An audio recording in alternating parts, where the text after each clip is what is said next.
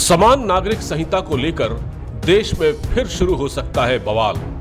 क्या 2024 से पहले आने वाला है यूनिफॉर्म सिविल कोड? जी हां, आपने बिल्कुल सही सुना। देश में एक बार फिर से समान नागरिक संहिता को लेकर चर्चा शुरू हो गई है। कुछ समय पहले तक ऐसा लग रहा था कि सरकार ने यह मामला ठंडे बस्ते में डाल दिया है, लेकिन अब एक बार फिर से कॉमन सिविल कोड का ये जिन्न बोतल से बाहर आ चुका है। ऐसा क्या हो रहा है ये भी हम आपको बताएंगे, लेकिन पहले बता दें कि कॉमन सिविल कोड क्या है।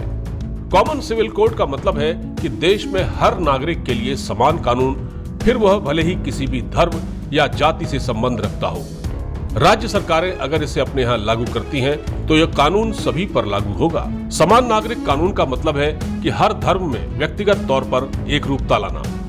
फिलहाल देश में अलग अलग धर्मों के लिए अलग अलग पर्सनल लॉ है।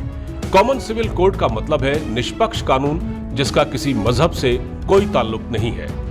अगर यह कानून वाकई निष्पक्ष है, तो फिर इसे लागू करने में क्या दिक्कत है और सरकार इसे अब तक लागू क्यों नहीं कर पाई?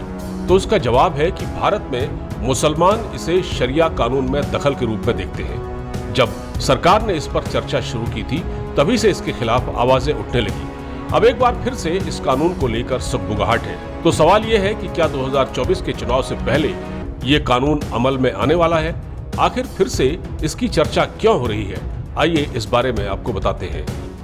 भारत के कानून मंत्रालय के अधीन आने वाले विधि आयोग ने एक आधिकारिक नोटिफिकेशन जारी करके देश के आम नागरिकों, सामाजिक धार्मिक संगठनों से इस मुद्दे पर सुझाव मांगे हैं। इन सुझावों के अंतर्गत आयोग ने एक ही सवाल पूछा है, जिसके मुताबिक क्या इस देश में समान नागरिक संहिता की कोई जरूरत है या नहीं है? अगर जरूरत है तो क्यों जरूरत है, और अगर नहीं है तो क्यों नहीं है? देश का कोई भी नागरिक, यहाँ तक कि सामाजिक और धार्मिक संस्थाएं इस बारे में विधि आयोग को अपने विचार लिखकर भेज सकती हैं। मतलब ये है कि सरकार इस बारे में सभी वर्गों से पूछकर आगे बढ़ना चाहती है।